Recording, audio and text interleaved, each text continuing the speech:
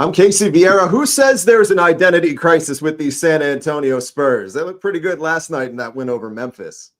It is Jeff Garcia, host of Locked On Spurs. Spurs going to end the homestand against Atlanta. Let's go out with the win, boys. And I'm Devin Brown. I'm ready for De'Aaron Fox to take over this basketball team. This is Locked On Spurs Squad Show, the twice-a-week show where Spurs talk gets real. No filters, no fluff, just raw takes, sharp opinions, and straight-up passion for the game. The way only Locked On Podcast Network knows how. Let's drop some dimes and squad up. The Spurs Squad Show starts now.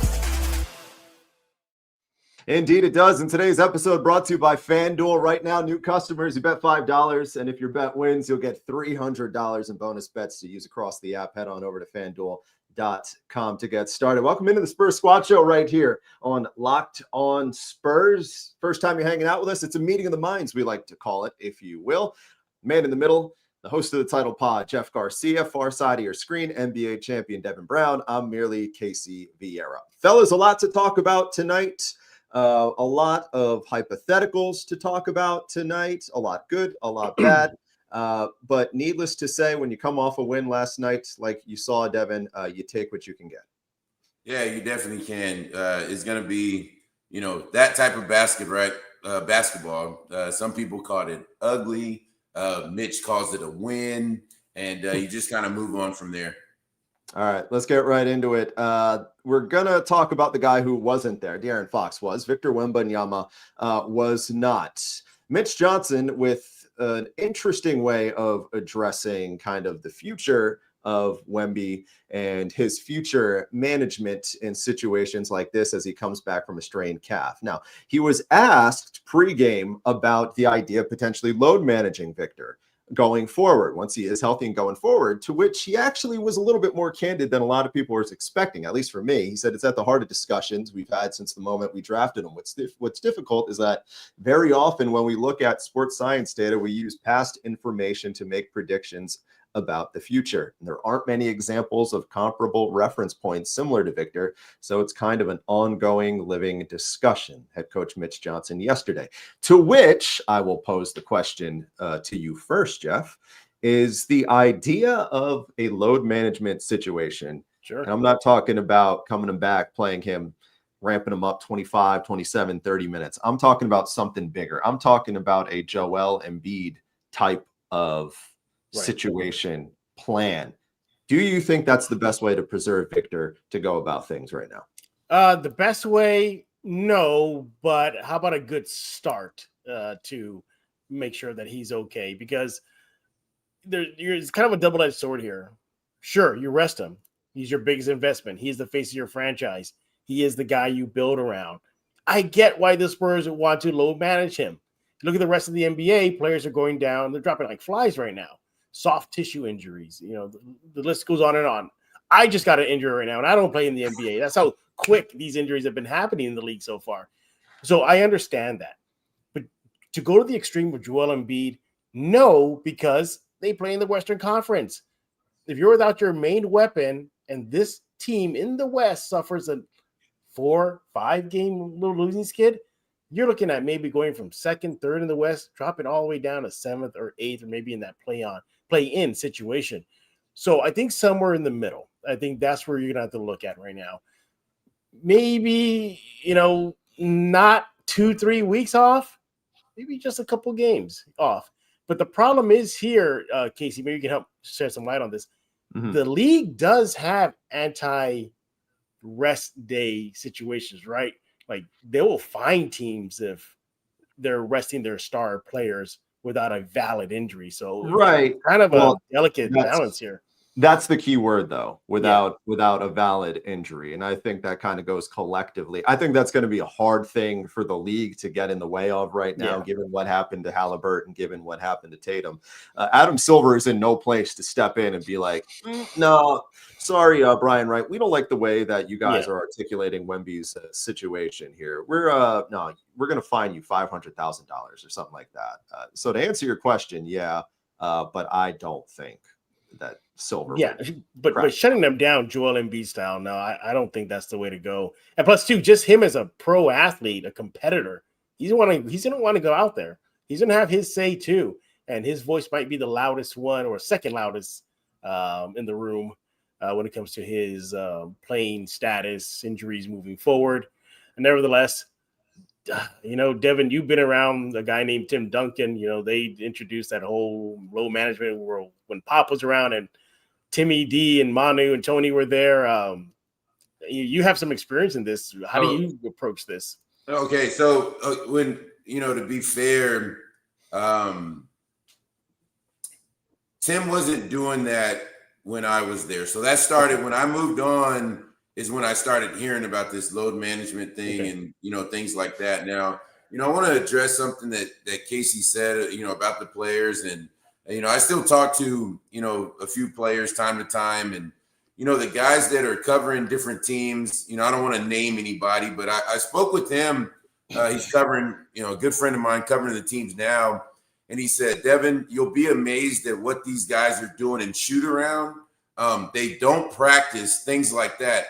So that's what's causing a lot of these injuries to happen. So when we were playing, and I don't want to sound like that old school vet, type person. Yeah. But there were times when I was playing with the Jazz, if Jerry Sloan, felt a certain way about how that shoot around was going, we would go for an hour and a half, which was unheard of, an hour and a half, and we would run lines, suicides, things like that. In a shoot around, right?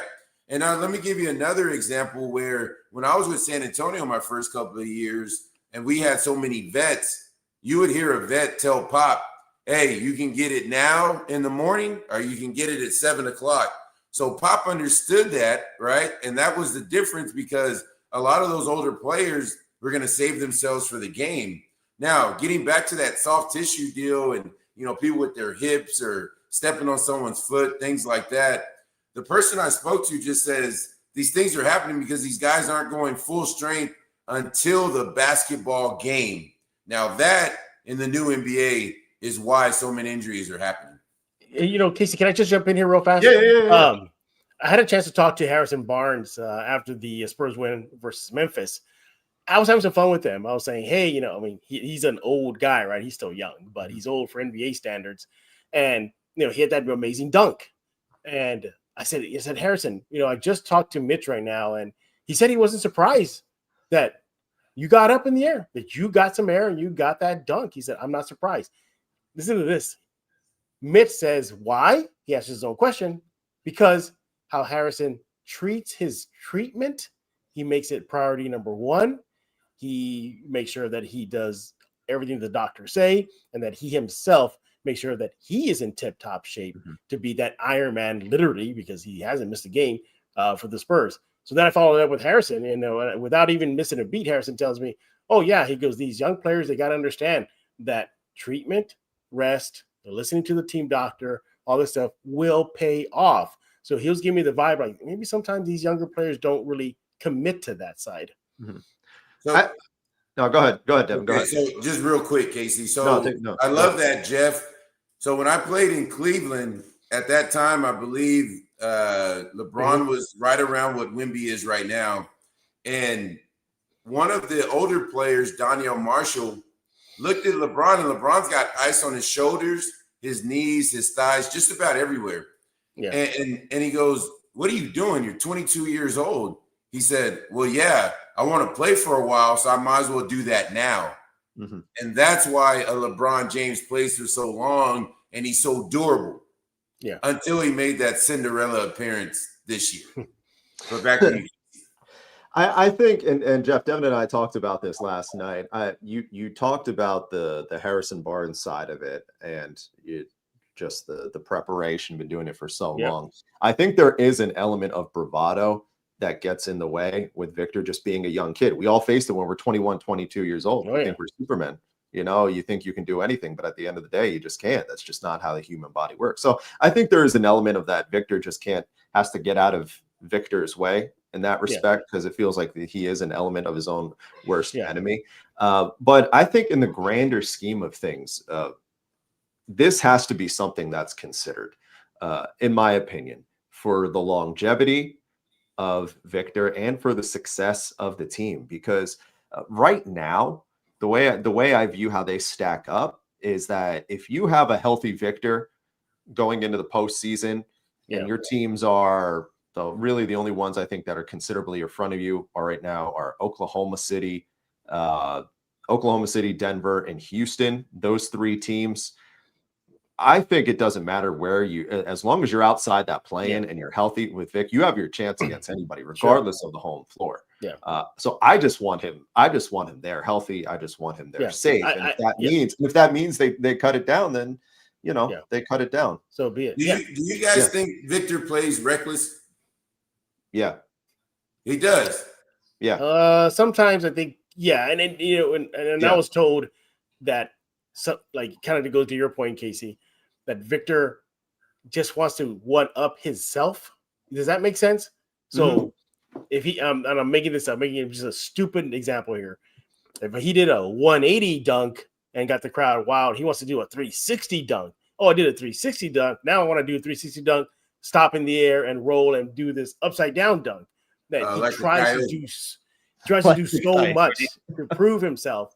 So, but he just has that's just his nature, that he just wants to be the best and he pushes himself to the limits. And look, like you said, Casey, he's a young kid. He's just a baby. He's going to want to do all this stuff on the court and he wants to show out. He loves the crowd. This is the first time in a long time that I think the Spurs haven't had a franchise player like him that wants the spotlight, wants the crowd to get into it, and puts them first. He did the Jackals, he's about them. He interacts with fans so much. I'd say Timmy and David and Manu, and they weren't like that. But Victor Wembanyama loves that spotlight. So I can see sometimes, to your point, Devin, about reckless. Yeah, I think he just loves to play at a different level than everybody else.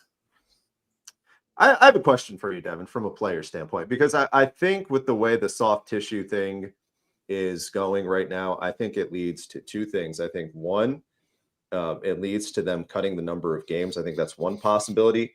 Two, I think it means that they cut a week off the preseason, and you're looking at maybe 3 preseason games or so to give them the pad of being able to space things out, get rid of back-to-backs or fewer back-to-backs, fewer 3 and 4 nights, 5 and 7s. What you know what I mean? What do you think is the easier sell to a player when you hear something like that? Do you think most players want to have that 7 to 10 games get cut, or would they rather just space it out a couple of weeks so they can avoid that extra week, the extra amount of back-to-backs and whatnot?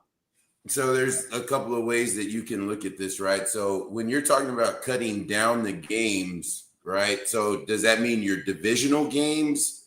Does that mean because when you have your East and your West, all right, you have families that are looking out, months in advance to say, hey, the Wemby and the Spurs will be here in January.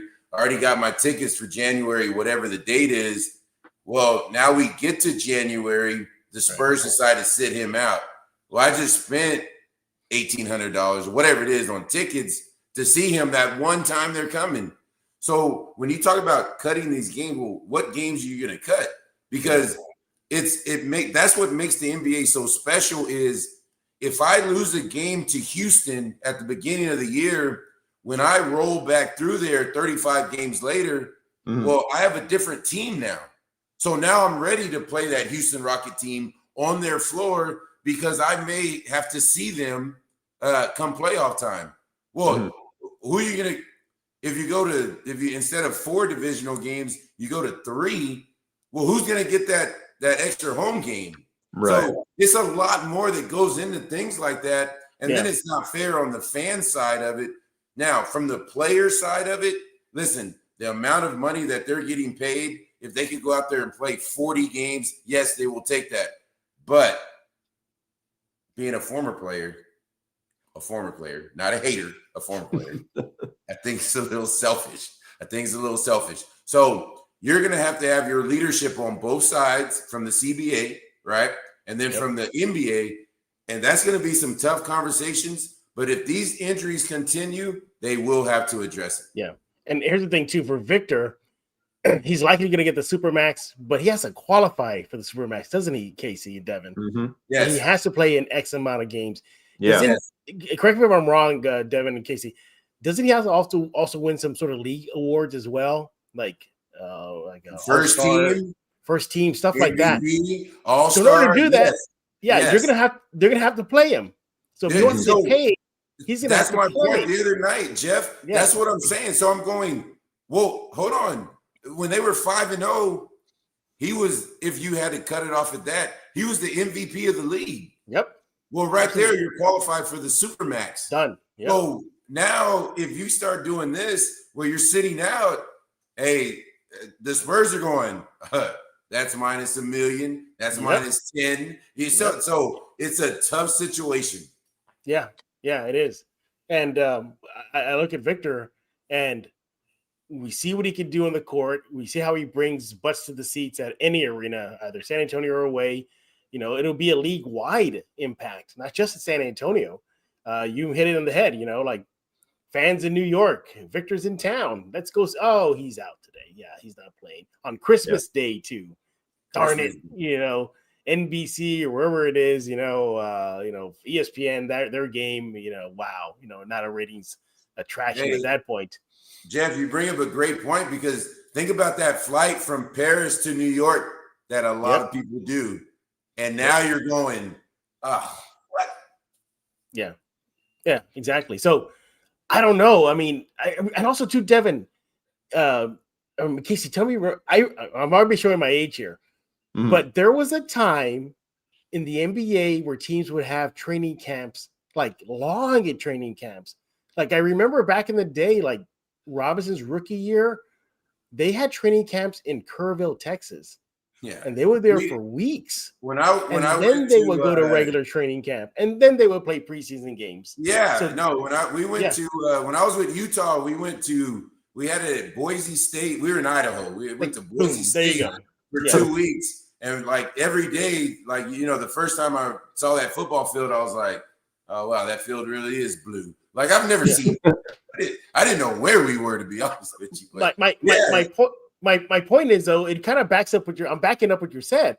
Like, the good wear and tear, the good durability vibes in the body are not being formed and strengthened. It's more like you're like, oh, you have 3 days of training camp, and where you go to preseason. Oh, only like 5 preseason games. Oh, regular season starts tomorrow. Like it's just rushed. Yeah. No, they listen. When I love Jerry Sloan. Listen, we butted heads. I came from the rival. I came from San Antonio. So the very first day I walk in his office, he goes, Devin. And I'm like, Coach Sloan. So he had it in for me, right? I guess he thought I was like related to David Robinson or something. I'm like, this guy's got it in for me. But anyway, my point is he would make everybody get taped every single day. And when we had practice, it was at least 3.5 hours. Like we were in there going through everything every single day. So if I come down and I land on someone's foot and twist my ankle, I'm like, oh, believe me, I'm good. And you move on. Like nowadays, man, I'd be out for 2 months. Yeah. We'll see. I think at minimum, this probably changes the 65 game rule, and I could see it being pushed to somewhere 55 to 60. I think it's that. I think there's going to be too much on the player side. I think that's one thing in the immediacy that's probably going to be the easiest to change for sure. Yeah. Or Casey, should this just be life with Wemby moving forward? Like this is how his NBA career life is going to be. Well, that's why I posed the question. 65 tops. That's it. From this point going forward to whenever he calls it a day. Then, Jeff, you need another megastar in here. Like a Giannis. You need like a Giannis. Yeah.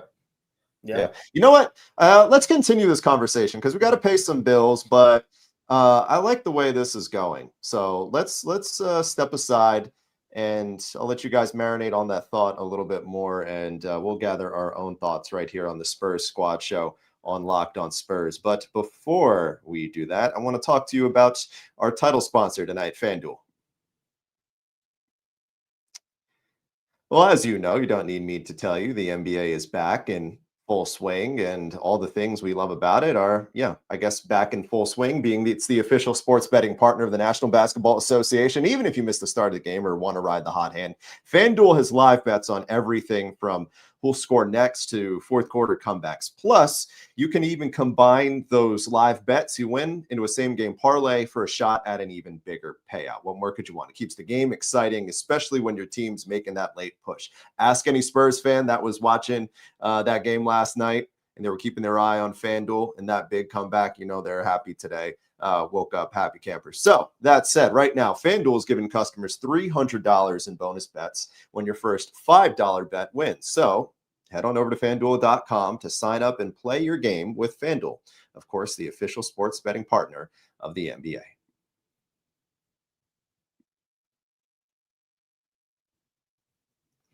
Welcome back into the Spurs Squad Show right here on Locked On Spurs, part of the Locked On Podcast Network, the number one sports podcast network in all the land. There is not one that's doing better than us right now because we are number one. Jeff Garcia in the middle, host of the title pod, Locked On Spurs, NBA champion Devin Brown, far side of your screen. I'm Casey Viera. Let's piggyback off that point because the 65 game thing is, if that is the magic number, whatever it is, life with Wemby turns condensed to the point that he's only available 60, 2/3 to 3/4 of the games this season. Okay. Devin, you said before the break there that they have to go out, and if that's the case, they don't have enough right now currently constructed going forward. So you're of the belief that if that becomes the thing going forward, they got to be more aggressive. Yeah, because you're going to need someone to love De'Aaron Fox. But we're getting ready to see, and Jeff and Casey, we talked about this stretch that's coming up, and then some of the comments that he's made, not me, not Jeff, not Casey, that he made, okay? Well, this is going to be it. And I think the Spurs are really going to watch this stretch too, because if he's going to be the guy, you're Robin. I always want to say Batman. I don't know why I always want to leave Batman. But if he's going to be your Robin, this is going to be his time to do it. And I say that because he's done it so much in Sacramento. He was their guy. Yep. This is a different jersey. There's this different standard that's held here with San Antonio. So if he's going to be the guy, this stretch is going to be it. If not, yes, you need to go get a megastar that can just carry the load. You add Wemby to that, and now you have this, dynasty or whatever. But they need, if Fox is going to be the guy, we'll see. If not, you need to make a move. Jeff, piggybacking off of that point, it feels like it's going to be kind of interesting then to see what they do going forward. And that really, maybe this type of thing was in their minds off the blood clot and knowing that they're going to have to be extra careful. That's why they invested in that backup 5 spot that they did. That's why they put the $40 million into getting Luke Cornett like they did. One, because they were void of talent of it badly last year because they needed to by default. But he's a good ball player and they need it. And there was uncertainty, as we knew going into the year, to no fault of Victor's own based off what happened at the end of last season. And you would think going forward, it would not be overly surprising. I don't want to speak for you, but that's probably going to be the case, that's something that there's going to have to be an investment in to protect him as well. Yeah. And again, I go back to what I said in the first segment. He is their money maker. He is the guy they're investing all that money in. You need to protect him. But Devin, I want to go back to your point about bringing in another megastar. It strikes me as that, there's Fox there, but let's just say you have Wemby for 65, 67, 68 games. So well short of 82.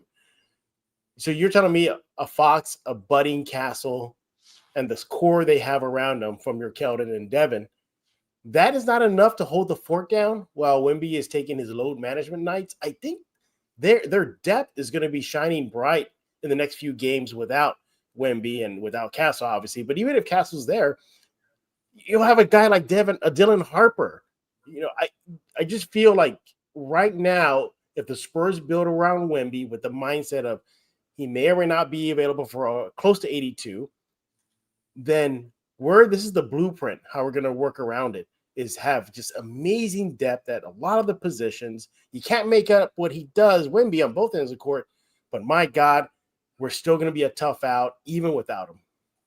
Okay, so yes, I understand everything that you're saying. And, the Spurs, obviously, they're not going to look at it from one way, two ways, three ways.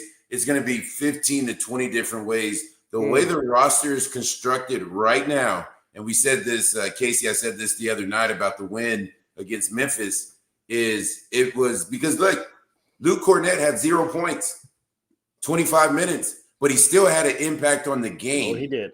You see what I'm saying? So you had these guys, Keldon and besides Viera and Vassell and all these other guys. Well, Jeff, to your point, it's going to have to be 2 of the other 10 guys. It happened to be Harrison Barnes down the stretch. Right. It can be somebody else. So the Spurs are protecting themselves with their roster that way.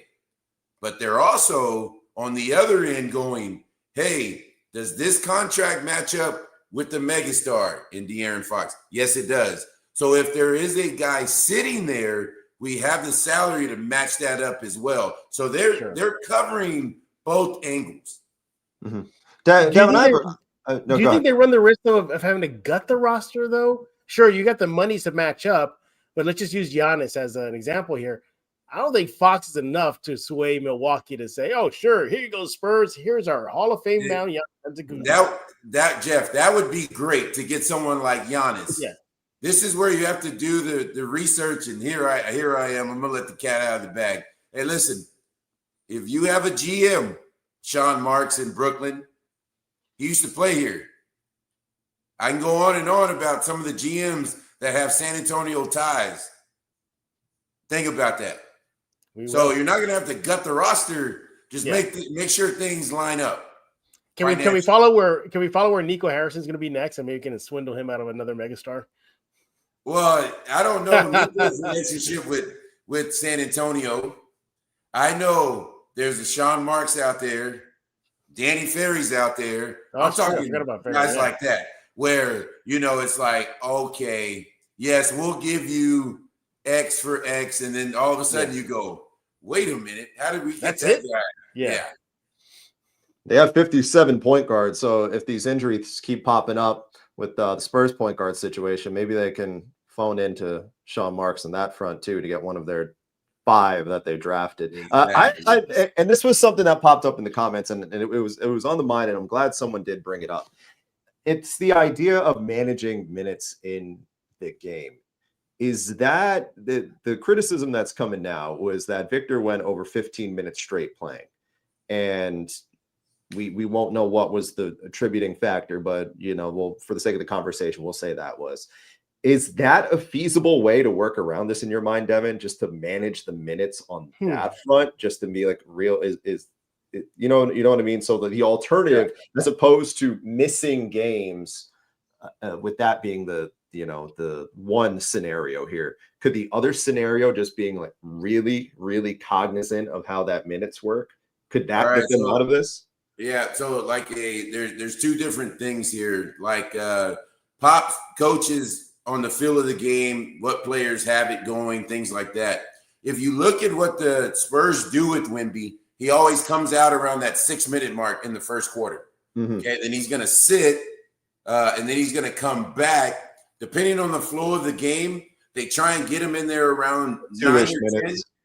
Oh, I was going to say he's had a couple stretches where he's come back in sorry to cut you off, but the back end of the first quarter, about 2-3 minutes, and then he goes out again, and then back at 9-10. Yeah. Well, if the team goes on a run, Mitch is not going to have their best player just sitting there. Yeah. Right. Because everybody started, Mitch, and that's another thing I love seeing with the head coaches in the NBA. They'll stand up way away from the bench and make that assistant coach come pull on him. But that's what happens. If a head coach is sitting on the bench right there and the other team goes on a run, they'll start popping each other's knees like, hey, we got a Wemby sitting over here. So my point is this.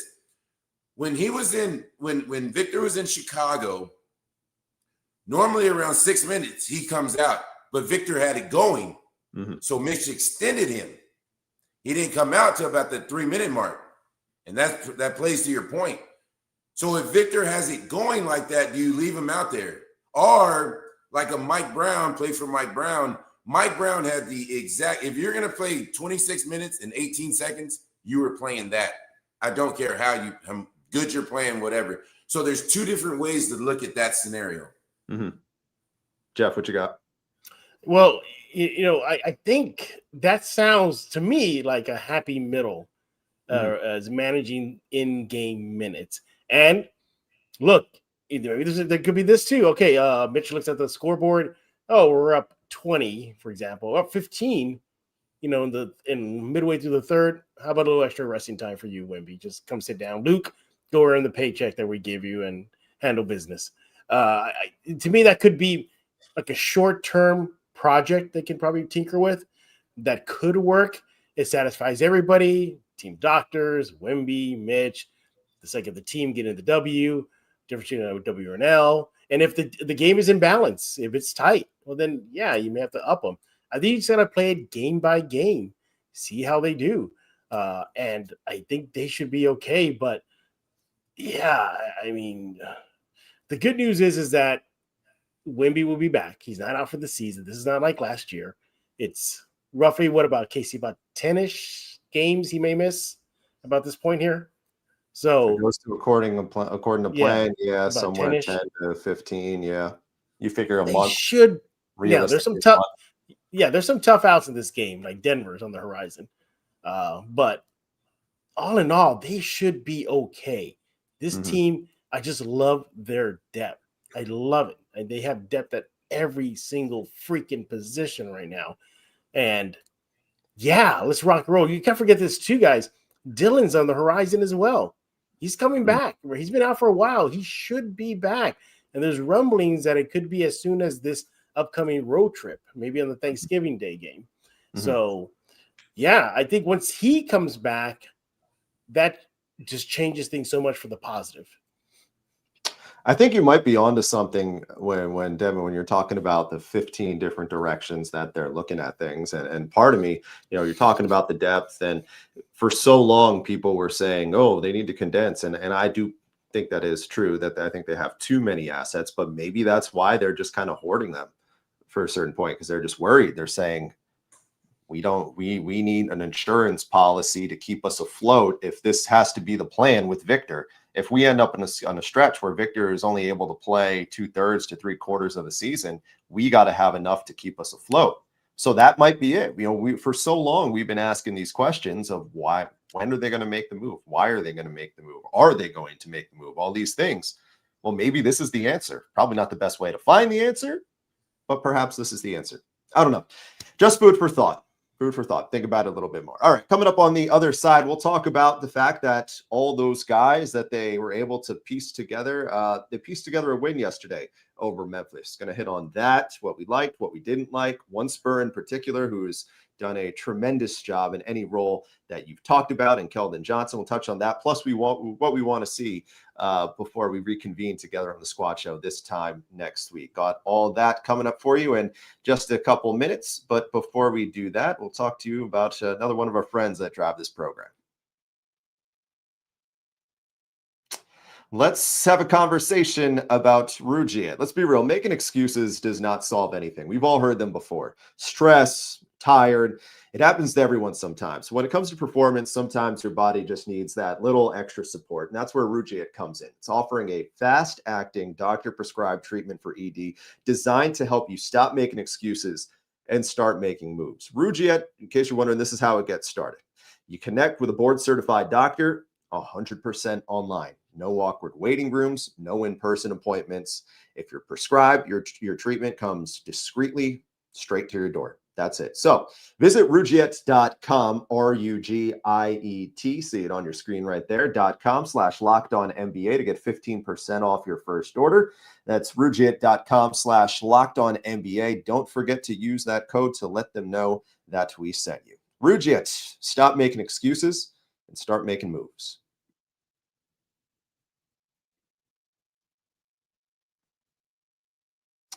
Welcome back to the Spurs Squad Show right here on Locked On Spurs, part of the #1 podcast network in all the land, the Locked On Podcast Network, because of the everydayers like yourself hanging out with us for the first time. What we are, meeting of the minds. I like to call it simply and concisely enough. You got Jeff on the day-to-day pod right there in the middle, the title pod, Locked On Spurs. NBA champion Devin Brown and myself after every Spurs game on the Spurs postcast. We'll be right there for better or worse. Talking about your silver and black. We're going to I think about you guys every time the Spurs are close to overtime. I'm like, oh my God, the guys are going to be up late. Man, that primetime game against the Lakers, that was really getting thrown into the fire. Hey, let's talk about that game yesterday, though, against the Grizzlies. A solid victory for San Antonio Silver and Black. Of course, the first game since learning of Victor Wembanyama's absence, or since the announcement, second game without him, a 111-101 victory. That second consecutive win got them back on the right track and saw them anchored by De'Aaron Fox and Harrison Barnes, the veterans, two guys who just tend to show up, right place, right time, and offering pretty good things like they did along the way. But Devin, there was one line that stuck out to you post-game from De'Aaron Fox, and I'm going to bring it up for you. And he says, when the best player goes down, the good teams don't start dropping games. You texted Jeff and I earlier this afternoon when you saw that. So that said, now that you have a platform, elaborate. All right. So, we have a lot of meetings every year as players with the league.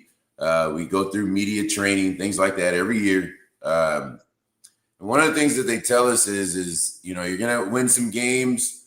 You're going to have post-game interviews. Hey, you may beat a good team. You may beat a bad team, but don't fall in love with some of the quotes that you say. Hey, I don't know if De'Aaron Fox is looking at the schedule, but this schedule that's coming up for the Spurs, you got the Hawks coming in. They're playing very well on this West Coast trip. And after that, you're going to hit the road. And there's going to be some tough games. So we're going to find out if Mr. Fox is going to be worth the investment that the team put in him, right? Not only does that have to prove it to the three of us, but he's got to prove it to, people that have, higher credentials than us. So when you say things like that, and then, after the first game that he was back, he got up there and was like, yeah, I'm pretty good at basketball. And then they played the Warriors, and we saw that debacle in the fourth quarter. So, my guy, the brand needs to be protected.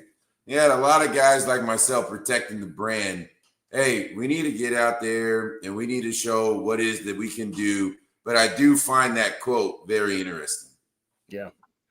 Jeff, it was in that same text message exchange that we all had. You followed up by saying that Mitch Johnson was talking about the idea of them lacking discipline coming out of some of these quarters, and perhaps playing off Devin's point, like he just said a little bit right there, maybe an element of overconfidence at times, because we've seen that second to third quarter struggle, first into second and second into third at a break. It's happened again last night. They gave up 47 points in the first half, and then they gave up 40 points in the third quarter to Memphis.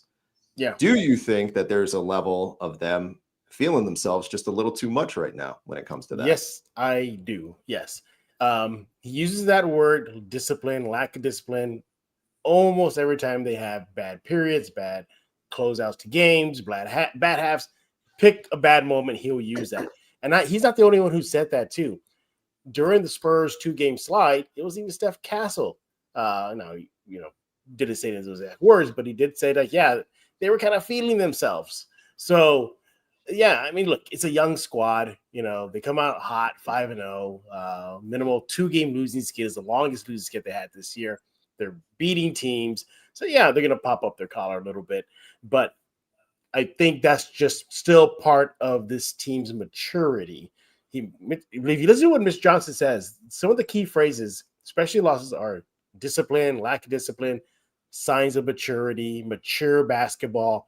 He seems like he wants this team, like he knows that they're good with the skills. You go up there, they can put the ball in the hoop and defend. They got that. But making the right moves, the right pass, taking the right shots, though, I think that's the next step for this young squad, and Mitch is trying to get through that to them, is play mature basketball. So I just find it very interesting that no matter if it's a big win or a big loss or something in between, Mitch Johnson will say this team needs some disciplines at times.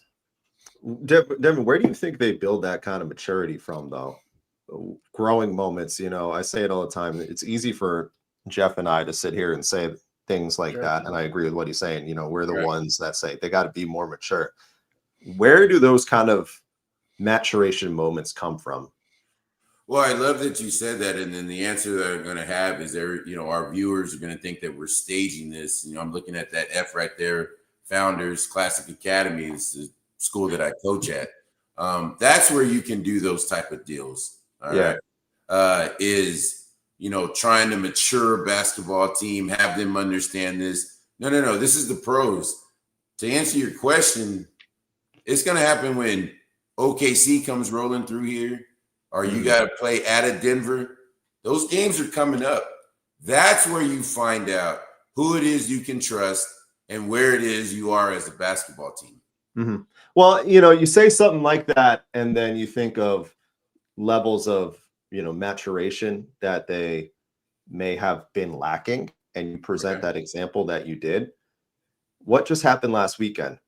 They lost 2 really close, heartbreaking games to the Warriors. And so do you think, that said, I'm going to serve that back to you. Yes. The 2 wins coming out of that, that's a level of growth and maturation that they got out of those Warriors games then. Okay, first of all, I love your tiny screen, okay, because, on our normal show, your screen's bigger, and okay. So here we go with the Warriors. Listen, you have to live and learn, right? So you had an opportunity. We're having a completely different conversation if they go 2-0. But guess what? And I know Casey is just gonna cut at your core right now. Now I know Steph's gotten hot, and now he's all over the place on Facebook and Instagram because of all this shoe situation. So he's wearing all these different shoes, and the Warriors are winning, and I get all that. But it was a lesson learned from San Antonio, and I'm being serious. They got smacked in the mouth 2 games. So now we're not going to just live on that. You're going to be at Denver. You got a tough Atlanta Hawks team coming in here. So to grow and learn from that, to show the fan base, you got to win a couple of these games coming up. That way we can forget about what happened with Golden State. Mm-hmm. Mm-hmm. Jeff, what you got? Yeah, I just think as complete on paper as this team is, and we're seeing it, look at the record. Look at the win streaks. Minimum 2-game losing skids, and they're back on the winning track. This is just part of the evolution of the squad. I'm just thankful guys like Harrison Barnes are on the squad, Olenek's on the squad, to a certain extent D Fox. I think these guys can put them in check at times. One of the best examples of that is Harrison Barnes' first year in San Antonio. I was at the game. Spurs were, I forgot the opponent, but the point is they were just mopping the floor with the team. I mean, it was not even a contest. It was one of those rare Spurs games where they were on the right end of a beatdown, right? The team is celebrating, in the final minutes of the game, final seconds of the game. They're pumping their fists to the crowd. It was a rare win for the Spurs, and rightfully so. They're celebrating. Mm-hmm. Keldon Johnson, with about 10 seconds left, he runs, sprints. Keldon Johnson, mind you, the most tenured Spur. Remember, Pop is still there on the sideline.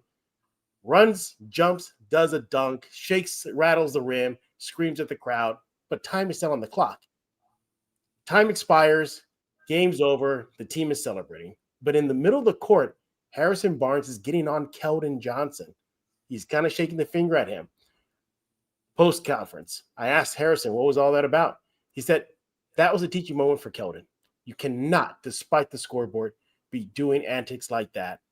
You want to put the team away, but you don't go out there and act like that. And I think you put that with Mitch Johnson's message about getting mature basketball on the court. I just think this is just part of the maturation process, and that's where these vets come in, and they'll be handy. But I feel my eye test as I'm watching this team this year as compared to last year, they're getting there, and they're getting there quick. Well, and I think that's a pretty good pretty good segue to some that we did want to talk about today. It was the fact that Keldon Johnson, and maybe coincidentally enough, the past 2 seasons, really season and change this year, whatever you want to call it, who has been there the whole time to keep him accountable, Harrison Barnes. Yep. Is it perhaps no secret now that last year and this year, Keldon Johnson's been fantastic. He has been in a spot that he's designed to be in. He's not a lead scorer on a team. He's not. And as was indicated when he was the leading scorer, the team won 22 games. But if you're looking for someone who's a hustle bench piece, who's going to do things the right way, who's going to grind, he's going to play every single night, and he's going to be an energy guy. Devin and I, we've talked about this before. All winning teams, they have that one positionless type guy who just has a screw loose and just goes out and make plays. Like Gary Payton the other day was the one that we were talking about. That's this year, I think Keldon's a little bit better than Gary Payton, but that's neither here nor there. Point being, though, it's guys like that, those undersized energy dudes that are the difference. Devin, we've seen it. They're the difference. And if Keldon can maintain that role, he's in good shape, and the Spurs are in good shape. So, we all know that Keldon started a few games, when he first got here with San Antonio. And it's funny, how, San Antonio works looking at it. And, for them to have a Harrison Barnes and start Harrison over the younger player just shows you where they are as an organization and what they think of Keldon. Now, we always hear Keldon's name thrown in there when it comes to different trades and this and that every year. I mean, more than 50 times a year, you're always hearing Keldon's name, Keldon. And Keldon just goes out there and he's a workhorse. He's your guy. He's the energy guy off the bench. He's been fantastic this year. He had a fantastic game the other night. For him to have that type of professionalism, that it's twofold, right? You give a lot of credit to Keldon himself, and you give a lot of credit to a guy like Harrison Barnes. And Jeff, just let me say this. What you just said, I hope our viewers and me being in the building, what you just said, that story about the two of them was very, very powerful. I mean, very powerful. Yeah. Yeah, it was a very powerful moment too. And Harrison, obviously he's not going to get into detail what he told me about Keldon in that moment, but nevertheless, that's just the value of a vet like Harrison and the impact he can have on Keldon Johnson. They play similar positions, Harrison's a little bit more skilled than KJ, but nevertheless, hey, that's good wisdom to impart into. He's still a young player. I mean, I know we don't want to say that a lot about this squad. He's the longest tenured Spur, but he's still young. So I think that's what the value comes to this. And we're seeing some of the fruits of that this season with Keldon Johnson. I mean, looking at some of the stats here now, among other small forwards in the league, Keldon's first in field goal percentage, first in offensive rebounds, 9th in rebounds. So he may not be scoring like he did when he was quasi the face of the team for a while, pre-Wemby, but he's finding ways to win. He's finding ways to help the squad. And boy, let me tell you, be in that locker room, there's a locker room guy that keeps the energy high, and then there's Keldon Johnson. This guy keeps that locker room, win or loss, at a good level, a very positive level. He's about his teammates. He's about cheering them on. He's about having fun with them. There was a moment, I think last year, Charles Bassey had this amazing game, right? I mean, he was the star, and everybody was cheering for him. And here comes Keldon back from the showers, looks at Bassey. He goes, "Hey, Charles." He goes, "We may have to don't be surprised if you get like an NBA drug test notification, So just keeping the locker room light like that. That's the other value that fans don't get to see, that I am fortunate to get to see game in and game out, post-conference. This guy, he just loves his teammate. He's a workhorse. He'll do whatever it takes, even it means just being that silly, fun-loving guy in the locker room. Real quick, you think he's the most beloved Spur after Victor on this team? Yeah, I think so. Yeah, just being when I take off my media hat, it would pain me as a fan to see him get traded. Like, I think it'd be just bad. Here's a guy who's been with the squad. from their down period, and now they're on the rise. And imagine if he gets traded, and then they kind of like a DeMar situation. Then the Spurs win the title, and Keldon got traded to pick whatever team. I think he is like, I think he's very beloved among the community for what he does in the community. Yeah, especially for that. So, Casey, I'm going to answer that. Yes, he is beloved, here in San Antonio. And this speaks to the point of where we're trying to get De'Aaron Fox to. And De'Aaron Fox's team is doing a great job of that, of being involved in the community, doing things to the ground. I heard he gave out some shoes. I heard that he's having all these different events. And I'm going to tell you why that's important, because Keldon understood that a long time ago when the Spurs weren't this good. All right. And the conversations that he had with the older players, the conversations he's had with Timmy and Dave and things like that. So when I say, hey, De'Aaron, he needs more games to see what it means to really be a Spur. And De'Aaron's on his way, and he's going to do those things. Keldon understands that, and that feeds into a lot of why Keldon plays the way he does. Yeah, and it's worked out. And part of the reason the Spurs are 10-4 on the verge of a big road trip on deck.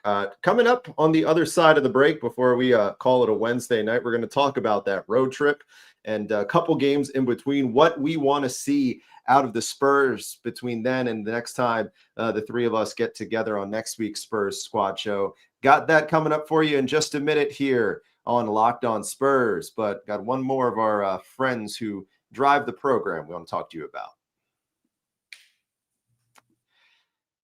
Let's have a conversation about Gusto. Now, no one starts business for the joy, if we're being honest, of calculating tax withholdings and managing payroll spreadsheets. That's not fun, but that's where Gusto comes in, to take out the stress of the payroll, benefits, HR, so you can focus on running your business and supporting your team above all else. It's an all-in-one remote-friendly payroll and HR platform. It makes managing your squad simple, transparent, fast, and whether you're hiring, onboarding, paying employees, Gusto helps you do it all from one place without hassle and no hitting fees. Unlimited payroll runs for one monthly price, which means no surprise charges at the end of the month. So try Gusto today at gusto.com/LockedOnNBA. You're going to get 3 months free when you run your first payroll. 3 months of free payroll, gusto.com/LockedOnNBA.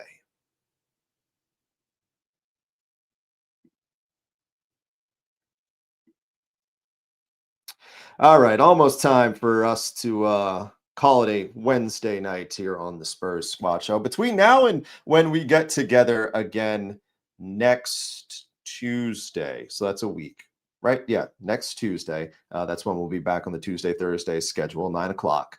The Spurs will have wrapped up their homestand, their 5-game homestand, first tomorrow against Atlanta. And then they will have opened a stretch where they play 6 road games in 6 of their next 7 on the road, I should say, starting with Phoenix on Sunday. So, Devin, I'll start with you. What's the biggest thing you want to see from these guys by the next time we get together next week? Yeah, I'm glad you said that, because you know how I get. I'm looking at that road trip and I went, oh, no, right? So we'll just talk about these two, because I'm loaded up, ready for Tuesday's show already. Here's what I want to see. This is a great Hawks team. This will be another great victory, all right? Because the Hawks are playing very good right now. Hey, Phoenix, we got to get them back. We're 0-1 against them. Yep. Hey, let's get it to 1-1. We'll move on from there. Jeff, what you thinking about? I want them just to win, obviously. I love them see they extend this winning streak they got going on. But even if they falter, even if Atlanta comes in and, gets the W and, the Spurs on the wrong end of that, just show face. Just show fight. Just show that this team, even though they're down 2 of their main weapons, that they still got enough dog in them to give any team the business for 4 periods. That's it. We don't need to see a repeat of what happened in Phoenix, where they just got clubbed and they were out, right when the ball went up in the air. Don't need to see that. And I agree with you, Devin. Yes, I got to have a measure of revenge against the Suns. I got to have that. Have that. Show that was just an aberration, just a hiccup game, a trap game, whatever it is you got to use that. So I got to see this team. Oh, man, I got to see this team just put up a fight. Just put up a fight while Victor and Castle are out. I think the Suns hit 60% of their threes in that game. The first loss PTSD here. Yeah, first loss of the season. Snapped that 5-0 start for the Spurs. I think the biggest thing I want to see for me is I want to see if this thing just centered around Fox continues to take that next step, and we really see De'Aaron Fox settling into that role as the alpha while everybody else is hurt. And so far in these 2 cracks at it that he's had, Sacramento and Memphis, he's passed. He's passed with flying colors. Yes. But it's going to get a whole lot tougher because Atlanta's been fantastic. And any road trip where you play 6 of 7, including a couple Emirates Cup games in there as well with Portland and Denver. Okay, De'Aaron, now's your time. Now's your time. We're not expecting him to go out and win every one. Right. But you want to see, in my mind, what I want to see is that next step for him being that concerted alpha while everybody else is on the mend right now. Yeah, and here's the other thing too. That Denver game, I know we're looking a little farther ahead than we'll next meet, but man, I just want them to put a scare in Denver. I mean, look, it's going to be tough. Joker is just wrecking everybody. I get that. Denver is at the top of the heap right now. Well, one of them. But if they can just show that incredible depth that they have, I think they go a long way, send a message to the rest of the league. Also, too, the reason why they got to keep the ship steady, the Lakers are breathing down their necks. Mm-hmm. They're kind of getting rolling a little bit, and I think Devin, I think LeBron is back, or he's on the verge of coming back, or he is back. Yeah, point is, I don't know what that was. I was trying to keep up on the NBA game, and then they cut into the game to go see him getting introduced in the lineup. He's back. Yeah, he's back. Okay, well, he's back. Then that's Luka and LeBron, an extra rested LeBron. Coming back, and I think their record is up there. I think it's right with them and the Spurs right now. They're right there. They're right there. So you don't want to get the Lakers ahead of you guys, and then create a pad in the win-loss column that may bite you in the butt later on. Yep. I'm excited for the postcast when that Denver game comes up because Devin's been telling me he's about I got the good Denver stories that. When that comes about the cold. So I've been waiting on that one. So when the Nuggets come up, I know I'm also going to tell you after that Denver game how Kelly Olynyk's going to destroy Joker. Well, I guess we'll have to find out. I hope that happens. Devin. Yeah. It's on the record now. Hey, Devin, I'm so tempted to clip it and then put it out there on social media. I think, fellas, I think that's a good place. I think that's a good place to close the book on the night before Devin says anything else more reckless. Yeah. We'll leave him over there. He got a win tonight on the high school hardwood. He's loving life. Kelly Olynyk's going to shut down. Hey, you never know. Yeah. You never know. What I do know is you're going to come back tomorrow to Locked On Spurs. Going to start your day with Jeff on the title pod bright and early, 9-10 o'clock, whenever he posts it. It's up. I know. Bright and early. Have it with your coffee. Then after Hawks Spurs, Devin Brown over there and myself, we will be there with the Spurs post-cap, recapping all the action. As always, shout out, as we do at the end of every episode, to the everydayers that make this thing go, not only with the Spurs family that do this with the Locked On Spurs, but all the Locked On Podcast Network family, or the Locked On Podcast Network family. Thanks you, the everydayers, because you're the reason that the network as a whole is now the #1 sports network. So shout out to you guys for your part in doing that. That said, time for us to get out of here on a Wednesday night. For NBA champion Devin Brown, Jeff Garcia, the host of the title pod. In the middle, my name is Casey Viera. Thank you for hanging out with us, and we will talk to you tomorrow.